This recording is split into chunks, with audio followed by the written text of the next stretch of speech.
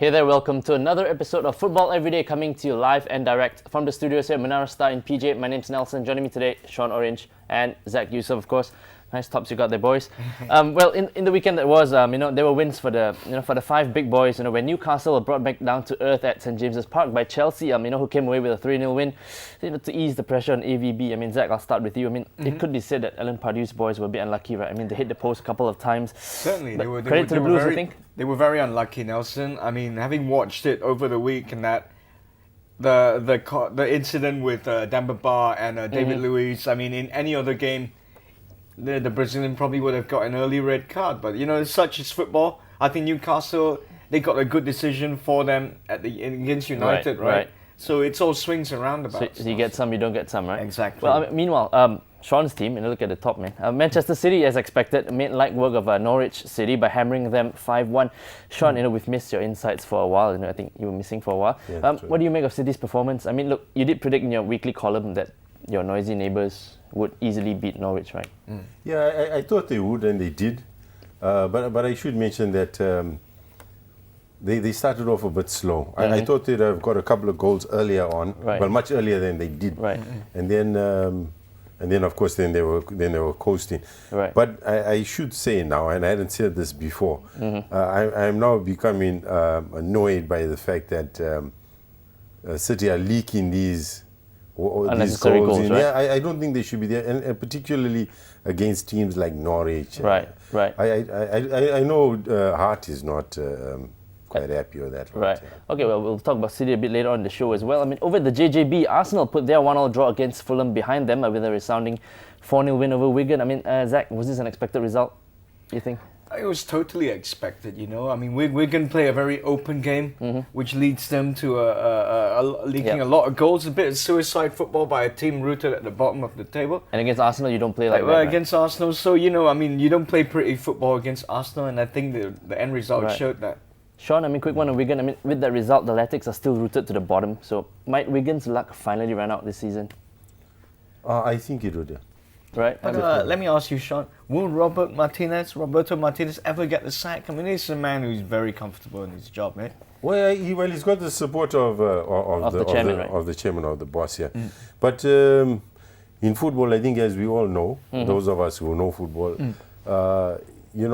the patience eventually wears thin, and then you get the boot. Right.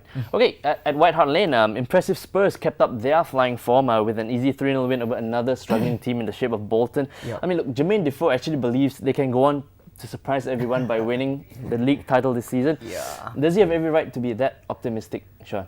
I think not. I think the boy is a little confused. I know Tottenham have got a decently strong team. But Tottenham, as we saw last season, they when they hit their bad patch, they kind of fall down quite quickly, and then they find it a bit more difficult than some of the other teams to get up. So they bad patch is coming around. I'm not sure when. Maybe it will be before or after. But it Christmas. might be soon, right? Yeah. Okay. Meanwhile, a early Phil Jones strike gave Man United a much-needed 1-0 win over Aston Villa. So Zack, as expected, the Red Devils did manage to bounce back, right? Sure, and the Villa curse continues for Villa anyway. Will they ever beat a Man United team anytime in this century? Who knows? But what it has done is to stoke up the pressure on Alex McLeish, right?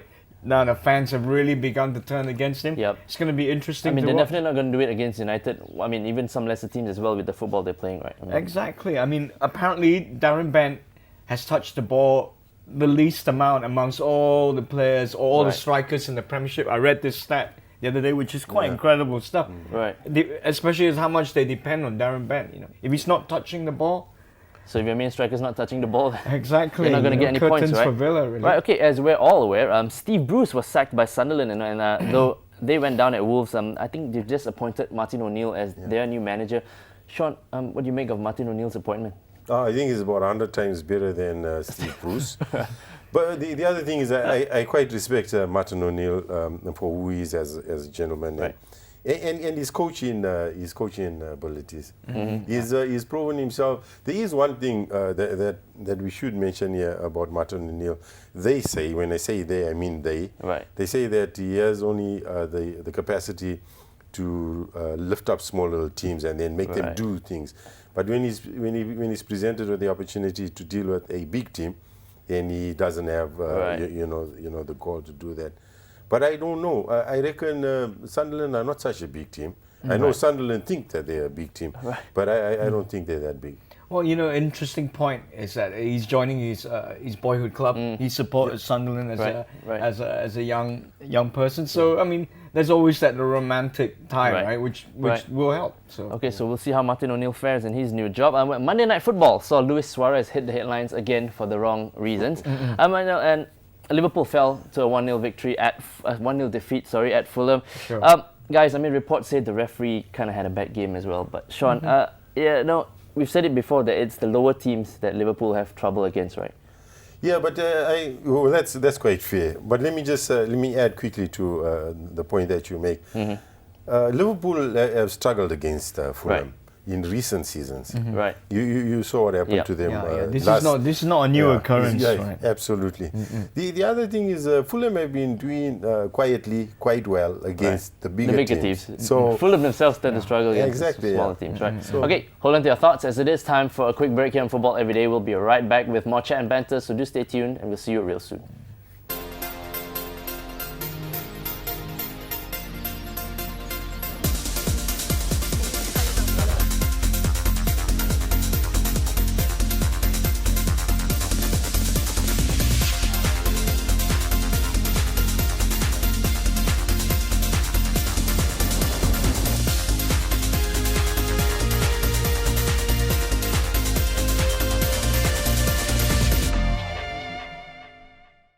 Welcome back to Football Everyday here on the second and final segment of the show. This is where we, of course, catch up with the weekend's matches, and another weekend of action is coming up indeed. So let's start at the Emirates, where Arsenal host Everton. Zack, your team have been poor by their standards, so far this season, and they currently sit 10th in the league. Yeah. But they are capable of giving the top teams a run for their money on the day, right? Yeah, I mean they are, but this season seems to be a case of us blowing very hot, very cold, and you know what? The fans are not happy at the moment, and I kind of. I don't blame them because of the brand of football that Moyes has been delivering. Right. Everton tends to punch above their weight, and this is one of the strengths of the team. But this season, the brand of football with no strikers, no creativity. I mean, the fans, I really do feel for them. That Stoke game was a torture, so they've got a big challenge ahead of them this Saturday. Everton tend to not do very well against Arsenal, but anything can happen. So I'm really hoping for a draw. That would be a good result for Everton, would be a good result, especially at the Emirates and Robin van Persie on fire. I do hope that happens, Zack. But I got to add one thing. Everton tend to play better away from home than they do at home. Right. I think the game is set up for Everton to hit on the counter. That seems like the case with a couple of teams this season, right? I mean, moving on to Anfield, where Kenny Dalglish's Liverpool welcome Queen's Park Rangers to Anfield. I mean, on paper at least, Shaun, looks like nothing short of a home win for the Reds. But as we said, QPR tend to be playing better away from home this season, and so are Liverpool, right? Yeah. I think QPR do have the opportunity, you could say, to go and pinch a point or maybe even upset Liverpool. But I think what's happened at Fulham the other day, and the sort of pressure which is beginning to build up from underneath of Dalglish. I think they need to win, and I think they just might win. All right. Well, over at Old Trafford, Man United play host to Mick McCarthy's Wolves. I mean, United seem like they're due to hand out one of those big thrashings to a team, right, Zack? And do you think it might come against Wolves? You know what? I don't think United have hit that prime form as yet. I know December is always the month for United to really find their form, and they're slowly finding it. But I think it's more of a case of Fergie keeping things tight. I think he's liking the clean sheets and just picking up the 1-0s at the moment. And maybe Wayne Rooney will return sometime soon, and when that happens, I think you can see United handing out that thrashing, mate. I get what Zack is saying, but I don't think this year that Ferguson has got the quality or the type of players to do what he's been done. A transitional year, it looks like being, with so many young players in the team. So, right. Okay, so we'll see what happens in that one. At the Britannia, Stoke City welcome informed Spurs, where Peter Crouch comes face to face against his former employers. Shaun, Harry Redknapp's team, as we said earlier, are really on the roll at the moment, but Stoke on their day can be a potential banana skin, right? Absolutely, yeah. Stoke have surprised a few of us. But I reckon Tottenham Too much? Yeah, I think they've got too much in them to kind of go out there and kind of spoil this decent run that they put into. Right. I mean, Zack, you weren't too impressed with Stoke either, right? Although they did beat Everton. I do like the WWF. I've always enjoyed a bit of wrestling, but not on a football pitch, Nelson. And you know what, Stoke? I mean, they have a style of football that's, should we say, for the purists. And it's a really interesting conflict of styles here. You got Spurs, who is that dandy, cavalier, flamboyant Spurs, so-called, against a rough, tough manhandling team. So it's a case of, can Spurs stand toe-to-toe with the bully boys of Stoke? Right. Yeah. Okay, well, the big one this weekend takes place at Stamford Bridge, where Chelsea play host to unbeaten league leaders Manchester City. Shaun, your noisy neighbours are still unbeaten, as we know. And although they were somewhat fortunate to come away from Anfield with a point a couple of weeks ago, can they get a result against Chelsea? I don't think Manchester City can fail to get a result anyway. And when I say that, I mean even if they travel to Barcelona, or even if they travel to Real Madrid, that's how strong this team is. Right. I think because we're not far into the season yet, and this team didn't play now like how it played last season. So I think there's a lot of folks out there still thinking, well, the bubble might burst and things might go wrong, and when they do go wrong, then the whole train will fall off the railway line. But I don't think that's going to happen. I believe that this team has the capacity to go to Stamford Bridge.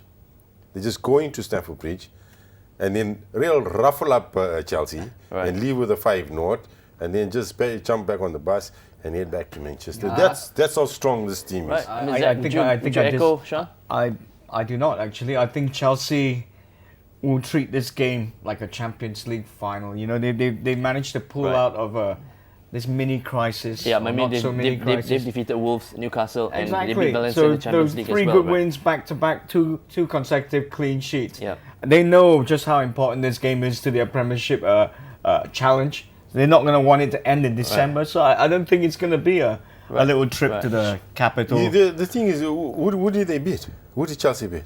Yeah, I mean, it's Newcastle. And Wolves. Right. You know, those teams are in a different league to Manchester City. Right. Okay, that's Shaun, the difference. Sorry to cut you off there, but give me a quick score prediction, man. I think you did right. 5-0, 5-0? You're going to be a 5-0? Well, I'll go 5-0. 5-0, huh? Yeah. Okay, we'll see. We'll see that one. But thanks a lot for your thoughts, guys. Before we say goodbye, do remember that we've launched a brand new contest. It's available at football.thestar.com.my, where monthly prizes from Tiger FC, Adidas, and Senq are up for grabs on top of FA Cup final tickets. So do check that out. In the meantime, if you'd like to drop us a line, send it to us at football@thestar.com.my. Guys, pleasure it's been as usual. Till we see you next week. Enjoy football, and it's bye from us on Football Every Day.